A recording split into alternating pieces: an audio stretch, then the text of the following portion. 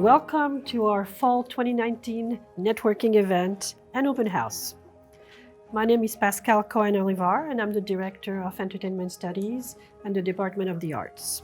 Thank you. So we have a special panel tonight in line with everything that we want to do. These are our ex-students and are now our instructors.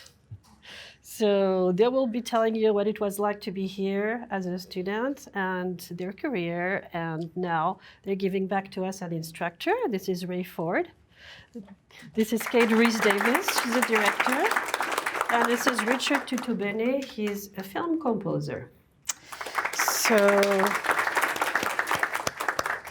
I'm going to start by asking each of you to tell us a little bit about yourselves, your current profession, and what did you study at UCLA Extension? So we'll start with you, Ray.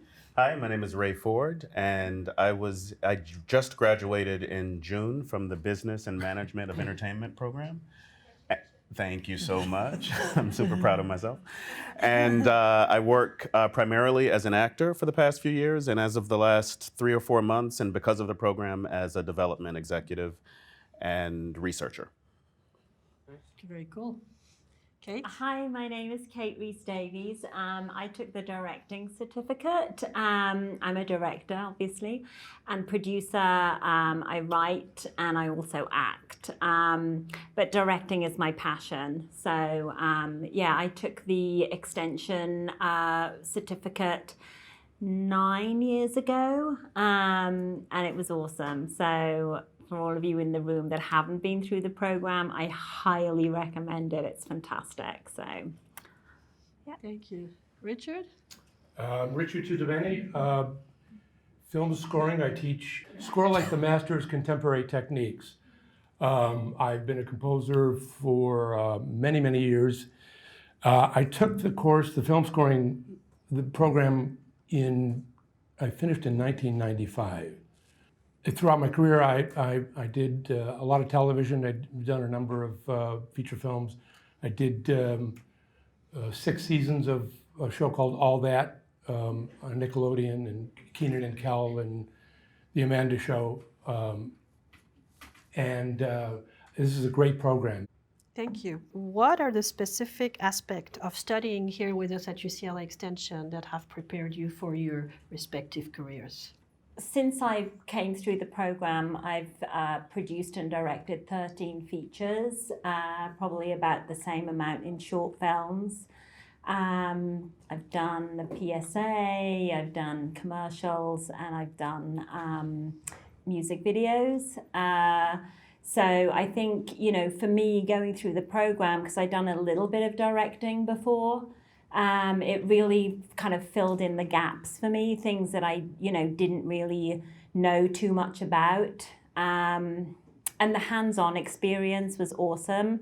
You know, we had to make a lot of short films when I was going through the program, so that was really awesome. I got really fast, you know, producers love that. So that was one takeaway. And the internship program, I highly recommend you do, because I was very, very lucky. So I got an internship at the Weinstein Company and with Stacey Scher's company, who does all of Quentin Tarantino's movies. So that experience was just invaluable. And I think, you know, had I not have been in the program, I would never have got into those rooms. Richard? So I moved to LA in '92. And started the extension program in '93, and I had already been scoring television. And I had a fair amount of education, musical education, and so while I was doing that and taking the classes in the program, it changed my way of thinking, because the people that were teaching the classes were actually working. As they are now, but they're actually working in town. And so the way we do it here is different than the way you learned it at the Eastman School.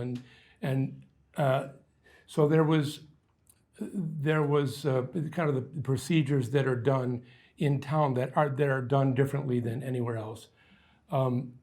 also the camaraderie. I got to be friends with all my instructors, and that in itself was invaluable for me. Cool, thank you. Mr. Ray. Because all of the instructors in Extension are actually working in the field, I feel I got a first-hand look at what it means to be in the entertainment industry. We had, in many classes, there were guest speakers every week, so you're getting reports from the front lines. Not, these are not people who say, oh, back in 1940, this is what it's like. No, people are leaving their offices and then coming to your class and telling you what their day was like, right? So you're able to take that information, if you're smart, and apply it directly to your life and to your career. And I've never had any classroom experience like that. It's great. Cool. We do offer a lot of networking opportunity, and this is one of them. And also in the class, you have opportunity to mingle with the guest speakers and the instructors. So I want to ask each of you, what role has networking played into your success? Because I think it's a very important one. I think being in the program gave me the courage to really start networking. I was in the last course of my program. It was a writing course, an elective. And she started talking, and I said, I shouldn't be here. I need to be in an internship doing this now. It was time to spread my wings and fly. I dropped the class, signed up for an internship, was able to reach out to people that I've worked with as an actor and say, hey, I'm looking for an internship. Got a response from the new showrunner at Grey's Anatomy within minutes because I was able to say, hi, I'm at UCLA Extension, and I need this internship. She signed me on. I started the following week. And because she knew me and because she trusted UCLA, she gave me assignments that were above and beyond what you would normally get as an intern. And I was able to excel at them. And within 3 weeks, she had offered me a full-time position for 4 months, mind you, but still with a limited contract. But I now have a job that I go to every day, and it all started right here. I think the networking, it's who you know in this town, not what you know. So networking is absolutely paramount to the success of your career. Obviously, I'm not from here. I came from England 10 years ago, not knowing anybody in town. When I was actually in the program, I was out on the front lines interviewing people on the red carpet just so I could meet people in the industry. And a beautiful story I have of being a part of the program, Eric Roth, who's an Academy Award-winning writer who wrote Benjamin Button, Forrest Gump, and his list of credits is insanely amazing. I actually got to interview him at the Academy because he's an he's an ex-student of UCLA, and because I was in the program, he personally allowed me to interview him, and I was the only one let in. There's so much going on in this town for the internationals in the room. You could be at a networking event literally 3 times a day in this city, and there's so much of them, and you have to look them out and go, and even if you're a shy person, get over it. You have to be in that room, and you have to be meeting those people. It's easily 80% of your career is about your networking. If you're not doing it, unless you're the luckiest person on the planet.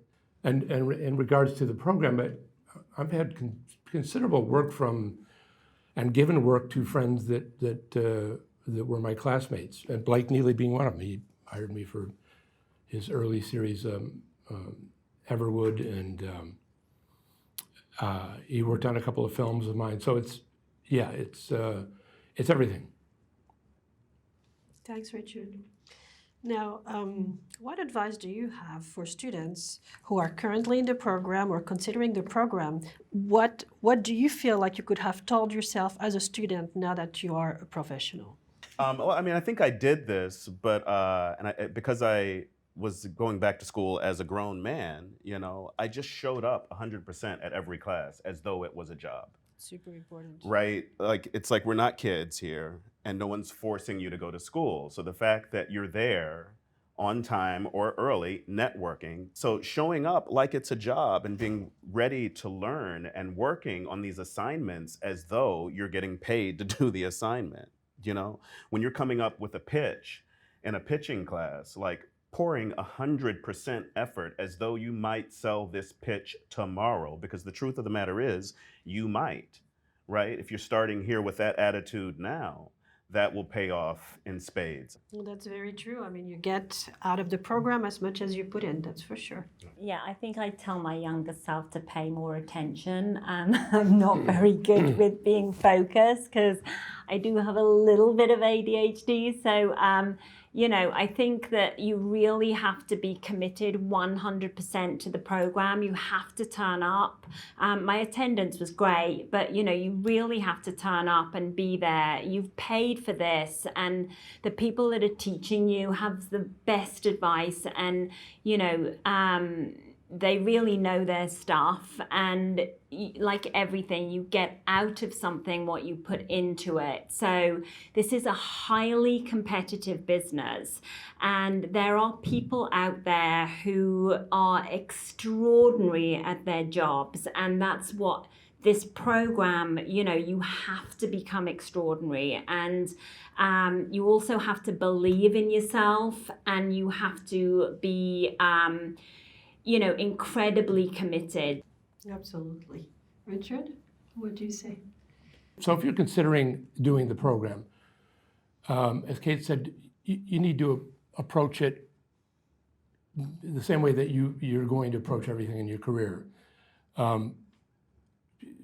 We talk, the instructors talk, some of the instructors are friends of mine, and we talk, you know, who are your star students? Who's, you know, who's really shining? And so your reputation starts the instant you start in the program. Just one last question for panelists. I mean, you are all teachers here, and so what's the primary kind of like life lesson, and I mean this in the very broad sense, that you hope your students would get from you as instructors in your course? So I teach acting for the camera 1, and I noticed that most of my students show up the first day terrified of the camera. And the number one thing that we start teaching, and I think that we finish teaching, is that it's not a hostile environment. Whatever room you're in is not a hostile environment just because there's a camera there, right? And so we start very early on working on confidence and belief. Believing in yourself, believing in your abilities, and believing that you have something to offer to the world, that your ideas are worth it, right? And that's, I think, 90% of the battle. If you trust what you're bringing to the table, you can't help but win. Yeah, look, you have to love what you do, and it will love you back. You know, if you're passionate about your craft, it really comes through in your work. You know, and look, nobody's ever going to be perfect, but you can have a damn good, you know, good fun trying. So, you know, I think go in, have fun. I mean, I love to have as much fun as I possibly can on my sets, and I'm hoping to bring that to the classroom as well. I really want my students to really enjoy what they do, and, you know, it become this passion for them, because storytelling is literally ingrained in us as human beings. It has been around since the age of beginning of time, basically. So we're all natural born storytellers. So to get an opportunity to do this as a career, I mean, I just can't think of anything more fantastic, to be honest with you. So one of the things in my class that we do is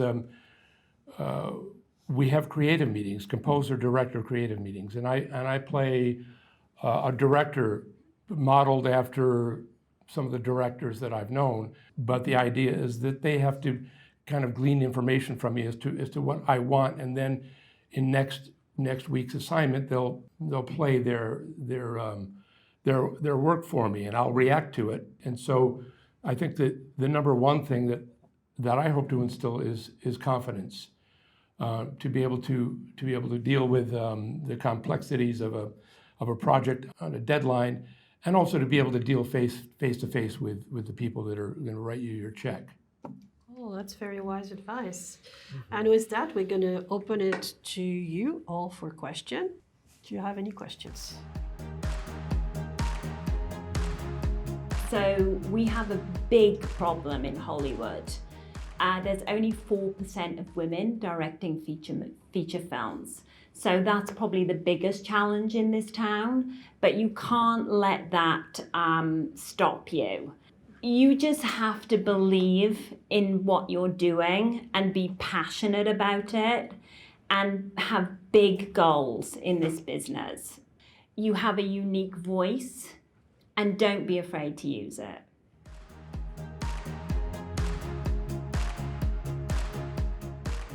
I have a BFA in acting from Boston University that I got 100 years ago.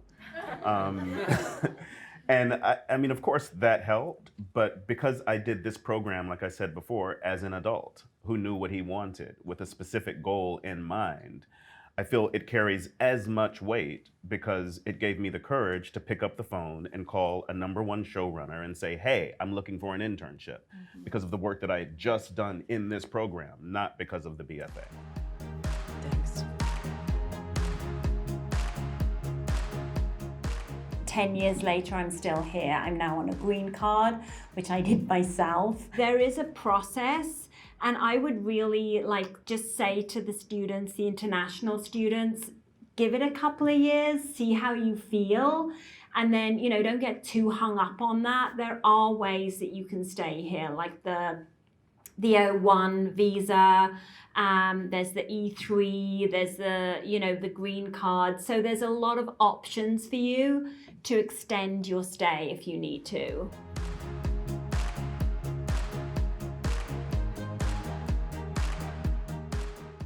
If you're meeting people, it's all about meeting people, and sometimes working within the company that you want to promote you or produce you or whatever is the way to get to know it. But if you make the relationships, that's everything.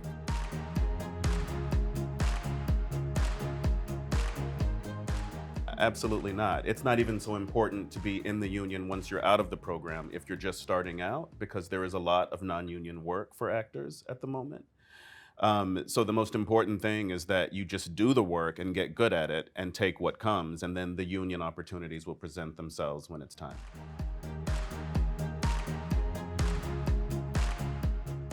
It's all about story, I think that the story will always win you the audience. The audience love a good story. Okay. So I just think that if your story is great and you have a good budget that you can actually make the film really well and pay your keys like camera, sound, obviously music can make a film. You can afford to scrimp on some of the other departments a little bit. But I really think that the story is really what's gonna, and tell a story that's passionate to you, because it'll come across in your work. Even for a short. Yeah, absolutely. I mean, all of the international film festivals have a short film section. So, and some of those films go on to be nominated for Academy Awards. It also does help if you have a named actor in your film. It doesn't have to be a big A-lister, but somebody that's kind of recognizable. And if you have a connection or somebody that has a connection, try not to go through their agents, because they obviously don't want those people working in short films. But if you can get a personal connection to that person, they'll do it as a passion project if they're in between gigs. When it was an internship, my job was basically to read scripts to pass on to the higher ups, right? So I was the gatekeeper. I was instructed to read 10 pages and no more. And if it didn't grab me by page 10, to toss it out, right? And then she saw my abilities there, and that's what got me hired as a development executive. And essentially, my job is to work with her. She's showrunner for 2 shows, so she's very busy. And she just pitched and sold another show that's going to go to pilot in January. So my job is to go to her office whenever she can have me. I'm sort of waiting, in the office next door, and I help her break the story. So I'm doing research all the time, waiting for her call, coming up with ideas and pitches and stories. I come to her office and we break the story, figure out what it's going to be, toss ideas, run ideas. We improv together sometimes, but it's all about crafting this new story. That's the bulk of the job. And is that where I thought I would be? No. I actually was inspired to produce more. And as much as I love acting, as I get older, I want to do a little bit more. I did a short film and enjoyed that process of putting everything together. And when I started my internship, I was informed by my boss that the job that I wanted didn't really exist unless I started as a writer first and development first. So it's exactly where I want to be, but just in a way that I didn't think that it was going to happen. It's all a bit of a surprise. Okay, well, thank you. Thank you for being here, and thank you for our panelists. Thank you, Ray. Thank you, Kate, and thank you, Richard.